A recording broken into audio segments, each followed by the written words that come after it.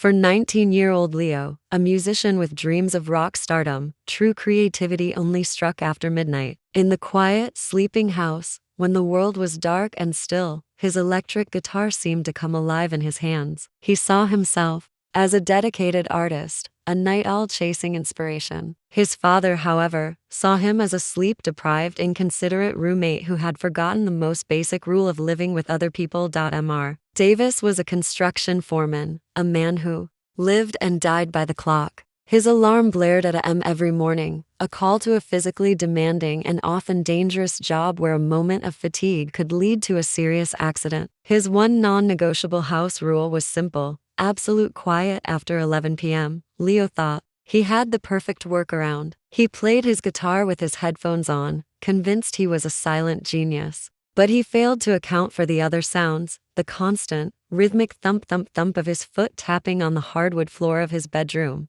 which was directly above his parents' room. The low, vibrating hum of the amplifier that traveled through the very bones of the house. For weeks, the confrontation had been the same. "Leo, I could hear you again last night," his father would say, his face etched with exhaustion over his morning coffee. "That thumping is keeping me awake." "No way, Dad," Leo would lie smoothly, his face a mask of innocence. "I was asleep by midnight. Must be the house settling or something." But Mr. Davis knew the sound of his house settling, and this wasn't it. He was being worn down, night after night, by his son's selfishness and his casual, repeated lies. His patience, a deep well, was finally running dry. This particular night, at a.m., Leo was in his element. He was deep in a creative flow, a new song taking shape under his fingers, his foot tapping out a complex rhythm on the floor. He was a rock star in his own mind, oblivious to the world, and especially to the man lying awake in the room below, staring at the ceiling, listening to the maddening, sleep-stealing thump, thump, thump. Mr. Davis had reached his limit. He had warned, he had pleaded, he had been lied to. Words were no longer working. It was time for action. He swung his legs out of bed, his movements now filled with a quiet, cold purpose. He didn't go upstairs to his son's room for another pointless argument. Instead, he walked silently down the stairs, his bare feet cold on the wooden floors, and descended into the dark, musty silence of the basement. He walked over to the wall where the old gray metal fuse box was mounted. He pulled the heavy door open, the hinges groaning in the stillness. His eyes scanned the neatly labeled breakers: kitchen, living room, master bed. And then he found the one he was looking for. A single switch, labeled in his own neat handwriting: Leo's room. He looked at it for a long, final moment, the sounds of his son's creative energy thumping faintly from the floors above. His face was set in a grim, determined expression. This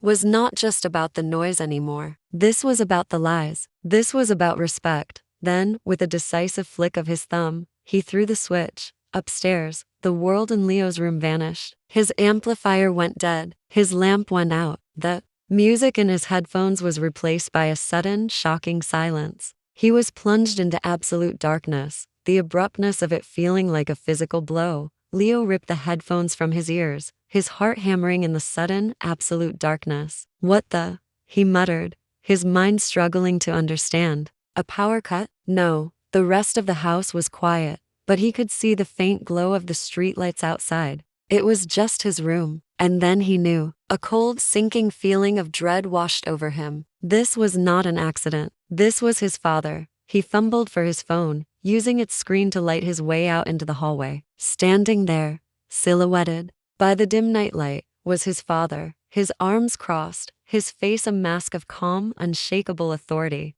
"The party's over, Leo," Mr. Davis said, his voice quiet but carrying the weight of a final judgment. "We're going to talk." Downstairs, in the dark living room illuminated only by the pale moonlight, the confrontation began. "I have a dangerous job, Leo," his father started, his voice low but intense. "I work with heavy machinery. I am responsible for the safety of my crew. I cannot do that job if I am exhausted, if my mind is foggy from being kept awake all night long. Do you understand that?" "Dad, I'm sorry. I just lose track of time," Leo stammered. "No," his father cut him off. "You lie. I have asked you night after night, and you have looked me in the eye and lied. Your creative process has become a selfish, reckless act that puts my own safety at risk. And the lies have shown me that you have absolutely no respect for me or for the rules of this house." He stood up. "I have tried to treat you like the adult you think you are, but you have abused that trust. So,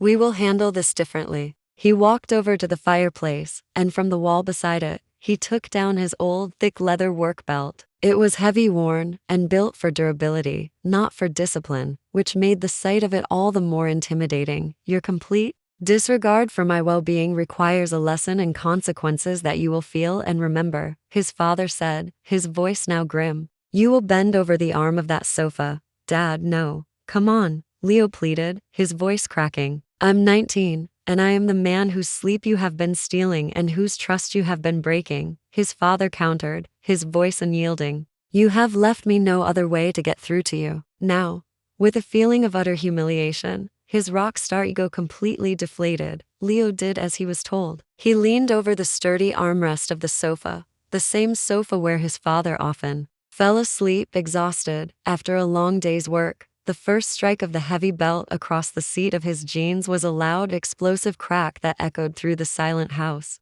It was a bolt of pure, stinging fire that made him cry out. "That," his father's voice said, firm and steady, "is for the noise." Crack. The second blow landed with punishing force, "And that is for the lies." After 4 hard, memorable strikes, his father stopped. Leo was sobbing quietly, not just from the fiery, intense pain, but from the crushing shame of the situation. He had finally been made to understand. "Now," his father said, his voice returning to its quiet calm, "here are the new rules. Your music equipment will be shut down and unplugged at 10 o'clock sharp every night. Your new bedtime is 11. To ensure you follow these rules, your guitar and your phone will be left in this living room overnight. This is not negotiable." He paused. "And one more thing. To help you appreciate just how early my day starts, your new weekend chore is to get up with me at a.m. You will make my coffee, pack my lunch, and prepare my work gear. You will see what it takes to do a man's job." The first a.m. wake-up call